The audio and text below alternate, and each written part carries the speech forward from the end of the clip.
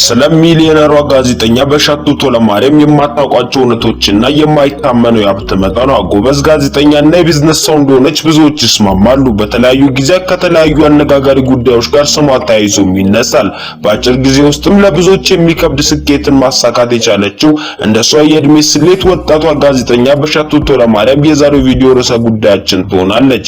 በዚህ ቪዲዮ ጋዜጠኛዋን የስኬት ሚስጥሮች፣ በብዙ ሚሊዮን ብሮች ስለተገነባው ቅንጡ ቤቷና ስለምታሽከረክረው መኪናዋ አልፎ ማንም ስለማያውቀው ጉደኛ ማንነቷ መረጃዎችን ይዘናል። እስከ ዝግጅታችን ፍጻሜ ድረስ አብራችሁን ቆዩ። መልካም ጊዜ። የበሻቱ ትውልድና እድገት። በሻቱ በ1982 ጥር 19 በመምህርነት የሙያ መስክ ላይ ከተሰማሩ እናትና አባቷ ሰላሌ ፊቼን የተወለደችው። በልጅነቷ የህግ ባለሙያ መሆን የምትመኘው በሻቱ የዩኒቨርሲቲ መግቢያ ውጤት ብታመጣም ያሰበችው የህግ ትምህርት ግን ሊደርሳት አልቻለም። የህይወት አጋጣሚ ሆነና ሁለተኛ ምርጫዋን ቲያትሪካል አርት በማድረግ በዙ የሙያ ዘርፍ በ2002 ልትመረቅ ችላለች። ከዛ በኋላ በርካታ ወራትን ስራ በመፈለግ ያሳለፈች ሲሆን በ2003 ዓመተ ምህረት የካቲት ወር አካባቢ ኢቢሲ ያወጣውን የቅጥር ማስታወቂያ በማየት ተወዳድራ በመዝናኛው ዘርፍ ልትቀጠር ቻለች። ፍላጎቱ ሳይኖራት ጋዜጠኛ ለመሆን የተገደደችው በሻቱ የቀድሞ ፍላጎቷን ለማሳካት በ2004 በኤክስቴንሽን መርሃ ግብር የህግ ትምህርቷን ቀጠለች። በመሃል ግን በትዳርና በልጅ መውለድ ምክንያት ትምህርቷ ቢስተጓጎልም በስተመጨረሻ ግን ልትመረቅ ችላለች። ምንም እንኳን በሙያው ተሰማርታ እስካሁን ስራ ባትሰራበትም ለኑሮ መራው ግን እንደጠቀማት የልብ መሻቷንም ስላሳካች ደስተኛ እንደሆነች ትገልጻለች። ከከፍተኛ ትምህርት መገባደጃዋ በኋላ በቀጥታ የሀገሪቱ ብሔራዊ ቴሌቪዥንን የተቀላቀለችው እቺ ተወዳጅ ጋዜጠኛ በሻቱ ቶለማርያም የኢትዮጵያ ቴሌቪዥን የመዝናኛ ክፍል ባልደረባ ለመሆን በቃች። በጋዜጠኝነት ባገለገለችባቸው ዓመታት ውስጥ የቀጥታ ስርጭቶችን ከመምራት እስከ ትልልቅ መድረኮችን ማዘጋጀት ያሉ ስራዎችን አከናውናለች። በህይወት ጉዟ ሁሉ ከኪነ ጥበብ በተለይም ደግሞ ከሙዚቃ ርቃ የማታውቀው በሻቱ በስራዋም ሆነ በግል ህይወቷ ወደ መዝናኛው ዓለም ስትመለከት ካስተዋለቻቸው ክፍተቶች ሁሉ አፍጥጦ የታያት አንድ ነገር ነበር። ብዙ የሽልማት ውድድሮች ይዘጋጁ ነበር። እነዚህን ሁሉ ስመለከት ሁሉም ማለት በሚቻል ሁኔታ በአንድ ቋንቋ በአማርኛ ብቻ ነበር የሚዘጋጁት። ይህ ደግሞ በርካታ ባህልና ቋንቋዎች ባላት ኢትዮጵያ ውስጥ ስሜት የሚሰጥ አልነበረም ስትል በሻቱ ትውስታዋን ላውታር አንስታለች። ይህን አስተውሎ ተቀጥራ ስትከውነው የቆየችውን የጋዜጠኝነት ሙያ በሌላ መልኩ ተቃኘው ዘንድ መንደርደሪያ ሆነት የኢትዮጵያ ቴሌቪዥን ስራዋን ለቃ በሻቱ ቶለማርያም መልቲሚዲያ ልታቋቁም በቃች። ከዚህ ብዙም ሳይቆይ ለዓመታት በውስጡ የከረመውን ትልቅ ሁሌውን በቅቶ የመንፈስ ልጇ ኦዳ አዋርድስ 2010 ተገላገለና እውን ልታደርግም ቻለች። በሀገራችን በተለያዩ ጊዜያት ብቅ ብሎ ከጠፉና በይዘታቸውም ከቀጠሉ የሙዚቃና የኪነ ጥበብ ውድድሮች መካከል በሐሳብና በጭብጥ ለየት ብሎ ከ5 ዓመታት በፊት ጀምሮ እየተካሄደ የቀጠለው የኦዳ አዋርድ መስራች በሻቱ ቶለማርያም ቱጃር ከሚባሉ እንስት የኪነ ጥበብ ሰዎች መካከል ግንባር ቀደሟ ለመሆን ቻለች። በሻቱ አሁን ላይ ዓመታዊ ገቢዋ 17.4 ሚሊዮን ገደማ እንደሆነ ያገኘነው መረጃም ያሳያል። ያም ሆኖ ግን ጋዜጠኛዋ በተለያዩ ጊዜያት ስላላት የሀብት መጠንና የምትሰጠው አስተያየት ብዙ ሲያነጋግርና አጀብ ሲያስብልም ቆይቷል። እኛም የጋዜጠኛዋ አሁን ስለደረሰችበት የሀብት መጠን፣ ስለምትኖርበት ቅንጡ ቤትና መኪና ለማጣራትና ለእናንተ ውድ ተመልካቾቻችን ለማጋራት ተገደናል። ከዚህ በፊት ግን በሻቱ በአግባቡ ስለተጠቀመችው ዝናነት ታዋቂነቷን ወደ ስኬት ቀይረው እንዴት ብዙዎች እንኳን ባጭር ጊዜ እድሜ ዘመናቸውን ገብረው ያላገኙትን ስኬት እንዳገኘችው እንንገራችሁ። በሻቱ እንደሚታወቀው የኦዳ አዋርድን ከጀመረችበት ጊዜ አንስቶ ህይወት ታማን ቀይራላታለች። የዝግጅት ላቀደቻቸው የጥበብም ሆነ ሌሎች ጉዳዮች በርም ከፍቶላታል። ከአዋርዱ በተጨማሪ የተለያዩ ኢቨንቶችን በማዘጋጀት ትክክለኛ የስኬት መስመር ውስጥ ልትገባም ችላለች። በሻቱ ሃንደር የተሰኘ ብዙ ተመልካችና ተከታይ ያለው ዩቲዩብ ያላት ሲሆን በመጀመሪያ ልጇ ስም እንደሰየመችው ትናገራለች። በቴሌቪዥን መስኮትም ከበርካታ ዓመታት መጥፋት በኋላ በይዘቱ ለየት ያለ የሚሊዮን ብሮች ጨዋታ የሚል ወደ ፕሮግራሙ የሚመጡ እንግዶችን በዝግጅቱ መሰረት በማጫወት ላሸነፈው ሰው በርካታ ረብጣ ብሮችን የሚሸልም ትልቅ ዝግጅትን በኩል ከወዳጅ አድናቂዎቿ ጋር እየተገናኘች ያለችው በሻቱ ለብዙዎች የጥንካሬ ምልክት መሆን የምትችል ታታሪ ሴት እንደሆነች ብዙዎች ይስማማሉ። ነገር ግን ከዚህ ሁሉ ስኬት በፊት የበሻቱ ህይወት ውጣ ውረድ የበዛበት ነበር።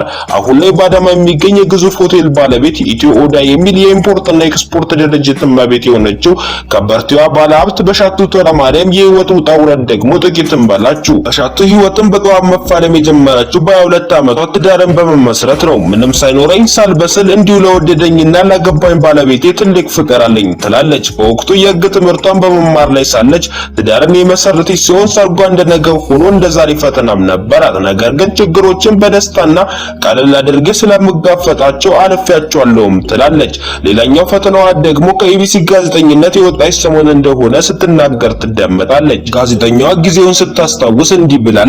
ሁለተኛዋን ልጅ ወልጄ ተጨማሪ አንድ ወር እንዲፈቅዱልኝ ብጠይቅም እነሱ ግን አይሆንም የሚል ተካሽ የለም አሉኝ። የኔም እርምጃ ፈጣን ነበር። አንድ ነጭ ወረቀት አውጥቼ የመልቀቂያ ደብዳቤን አስገባው። ወዲያው ሐሳቤን እንድቀይር ቢጠይቁኝም እኔ ግን አሻፈረኝ አልኩኝ። እንዲህ ባለ መልኩ ከኢቢሲ ጋር ተለያየን። ብዙ ጊዜ ህይወታችን ውስጥ ከባድ ውሳኔዎችን ስንወስን የበለጠ የሥራ መነቃቃትን እንፈጥራለን። የበሻቱ ታሪክም እንዲያ ነው። ጊዜ ወስዳ ካረፈች በኋላ በስሟ መልቲ ሚዲያን በመክፈት ለራሷ መሯሯጥም ጀመረች። ከአንድ ጓደኛዋ ጋር ኢቢሲ ቤት ሳሉ ያሰቡትን ማውጠንጠንና ማብላላት ጀመሩ። ፕሮፖዛል ቀርጸው ለባህልና ቱሪዝም ቢሮ አስገቡ።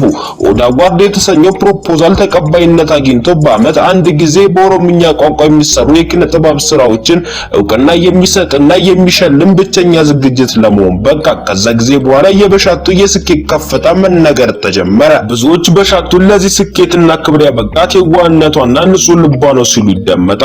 በሻቱ ለሰው ልጅ በቻለችው አቅም ሁሉ መልካም ነገሮችን ለማድረግ ወደ ኋላ የማትል በዙሪያ ላሉ ሁሉ አብዝታ ስኬትንና መልካም ነገርን የምትመኝ ክፋትና ምቀኝነት የሌላት እንስት ነች ሲሉ ጓደኞቿ ለዚህ ለበሻቱ መልካም ልብና ቀናነት ምስክርነታቸውን ይሰጣሉ። እንዲሁም በሻቱ ዘረኝነትን አጥብቃ የምትጠየፍ የሰው ልጅ በሰብአዊ አፈጣጠሩ እኩል ነው ብላ የምታምን ደርባባና ጥበበኛ እንስት ነች ይሏታል። በሻቱ ዘረኝነትን እንዲህ ስትል ትገልጻለች። ዘረኝነት ማለት እያዩ መታወር፣ እየሰሙ መደንቆር፣ ካሊላና ከሰውነት ክብር ወርዶ ከሰውም ከእግዚአብሔርም ተጣልቶ በጨለማ እንደመኖር ነው። እውነት አርነት የሚያወጣ ብርሃን ቢሆንም ብዙዎች ግን በጨለማ ውስጥ መዘፈቅን ምርጫቸው አድርጎ ተመልክቻለሁ። የሀገራችን ሰዎች ለራሳቸው ከሚነግሩት በርካታ ውሸቶች መካከል አንዱ እኔ ብሔር ወይም ዘር አለኝ የሚለው ትልቁን ቦታ ይዛል። ግን እንደዛ አይደለም። በላያችን ላይ የፈጠጠው እውነት የሰው ዘር ምንጭ አንድ ነው፣ እሱም አዳም ብቻ። ይህንን ደግሞ ቅዱስ ቁርአንም ሆነ መጽሐፍ ቅዱስ ያረጋግጠዋል። ታዲያ ይህንን ያፈጠጠን ትልቅ እውነት ትቼ በድቅድቅ ጨለማ በሚነጠው በውሸት ዓለም ውስጥ አትጠብቁኝ። እኔ ሰው ከሚባለው የአዳም ዘር ከሆኑት የኦሮሞ ማህበረሰብ ወጣው እንጂ ኦሮሞ የሚባል ወይም ሌላ ስያሜ ያለው ዘር የለኝም። ስለዚህ ከምናገረው ቋንቋና ከማንጸባርቀው ባህል ተነስታችሁ የዚህ ብሔር ናት የዛ ለምትሉኝ ሁሉ መልሴ ፈጣሪ በአምሳሉ የፈጠረኝ የአዳም ዘር ነኝ ስትል በአንድ ወቅት ምሬት የወለደው ንግግሯን በወቅቱ በቀረበችበት ሚዲያ አሰምታ ነበር። በሻቱ በአሁኑ ሰዓት በምስሉ ላይ በምትመለከቱት እጅግ ቅንጡና ዘመናዊ በሆነው ከ250 ሚሊዮን ብር በላይ በሚያወጣው ግራውንድ ፕላስ 2 ቤቷ ውስጥ የድሎት ህይወቷን እየመራች የምትገኝ ሲሆን ሃይንዳይ ሳንታፊ የተባለ የዘመናችን የ23 ምርጥ ሞዴል የሆነ ከ15 ሚሊዮን ብር በላይ የሚያወጣ እጅግ ቅንጡ መኪናን ታሽከረክራለች። ብዙዎች በሻቱ ይህንን ሁሉ ሀብት ያካበተችው በባለ አማካኝነት ነው ሲሉ፣ አሁን ደግሞ ጥቂት የማይባሉ ሰዎች ከመንግስት ጋር ግንኙነት አላት በማለት ባለጊዜ ሲሉ ይጠሯታል። እሷም በበኩሏ በዚህ ጉዳይ የሰጠችው መልስ አዎ ባለጊዜ ነኝ፣ በእናቴ ሆድ አልፌ እቺ ምድር ከረገጥኩባት ጊዜ አንስቶ እስከ ህይወት ፍጻሜ ድረስ ያለው ጊዜ ሁሉ የኔ ነው። እስቲ የትኛው ነው ጊዜ ያልነበረውና አሁን ደግሞ ጊዜሽ ነው የተባልኩበት ምክንያት ምንድነው ስትል ጠይቃ፣ እኔ የትኛውም የመንግስት ስርዓት ባለጊዜ የሚያደርገኝ ደካማና ሆዳደር አይደለሁም። በምንም ሁኔታ ውስጥ ሆኖ ጠንክሮ በመስራትና ለህልም እስከ ሞት ድረስ ዋጋ በመክፈል የማምን የስራ ሰው ነኝና ተውኝ ስትል ከባሏ ጋር ተያይዞ ስለሚነሳው ጥያቄም በሻቱ ይሄ በሀገራችን የተለመደው ሴት ልጅ የማሳነስና ጥገኛ የማድረግ አባዜ እንጂ የኔን የስራና የህይወት ጉዞ አስተውሎ ለቃኘው ሰው ከዚህም በላይ የስኬት እርከን ላይ መድረስ የሚችል ጠንካራ ሴት ስለመሆኔ ከራሴው የህይወት ማደር መረዳት ከባድ አይሆንም። ወትሮም አውቆ የተኛ ቢቀሰቅሱት አይሰማም ነውና ከዚህ በላይ ዝርዝር ጉዳይ ውስጥ መግባት አልፈልግም በማለት ምላሿን ሰጥታለች። ለበሻቱ ቶለማርያም መልካሙን ሁሉ እየተመኘን የዛሬን አበቃን። ሰላም። መዋኘት እያማረ መርጠብ ግን አትፈልግም። መለወጥ ትፈልጋለህ፣ መጀመር ግን አልቻልክም። ተኝተህ ፈጣሪ ያውቃል አትበል። ካልተነሳ ፈጣሪ የሚያውቀው እንቅልፋም እንደሆንክ ማን እንዲመጣ ነው የምትጠብቀው? ማንም አይመጣም፣ ማንንም አትጠብቅ። ሙዱስ ልግባ አትበል። ስራው ራሱ ያነቃቃ። ሰበበኛውን ቅበረው። መርፌ የሚፈውስህ እያሳመመ ነው። ምን እንዳሰብ ካላውቅም እየደበረ ተነስ፣ እየቀፈፈ ጀምረው። ያኔ ባይጻፍልህም ታሪክ እየሰራህ ነው ወዳጄ። ለራስ ስትል አሁኑኑ ጀምረው። ጫማውን ለማየት ካልሆነ በቀር ማንንም ዝቅ አርገህ አትይ፣ ማንንም አትናቅ። በተለይ ራስህን አትናቀው። እኔ እኮ ምንም ነገር አይሆንልኝም፣ አልችልም፣ አልረባም አትበል። በንግግር በሐሳብ የዘራኸው በተግባር ታጭደዋለህ። ሰዎች እንኳን የሚያከብሩ አንተ ለራስህ የምትሰጠውን ቦታ አይተው። ራስህን ስትንቅ ይንቁሃል። ራስህን ስታከብር ግን ማንንም ኢምፕረስ ለማድረግ ማንንም ለመማረክ ብዙ ዋጋ አትከፍልም። እነሱ ራሳቸው በማንነትህ ይማረካሉ እንጂ ወዳጄ። ቦታህን ወቅ፣ ራስህን አክብር። ደስታህን ጎዶሎ ያደረገው ታውቀዋለህ። ምድራዊ አዳኝ መጠበቁ ነው። ሁኔታዎች እስኪስተካከሉ መጠበቁ ነው። መፍትሄውንም ታውቀዋለህ እኮ። ተግባር ነው የቀረህ እንጂ መድኃኒቱ ቢኖርህ ምን ያደርጋል? ካልዋት ካትድን። መድኃኒቱ አንተ ነህ። ኃላፊነቱን ውሰድ። ከፈጣሪ ቀጥሎ ለራሴ ያለሁት እኔ ነኝ በል። የምትችለውን ሁሉ ስታደርግ ፈጣሪ ደግሞ የማይቻል የሚመስለውን አድርጎ ያሳያል። ወዳጄ ለራሴ ያላንስም በልና ጠንከር በል።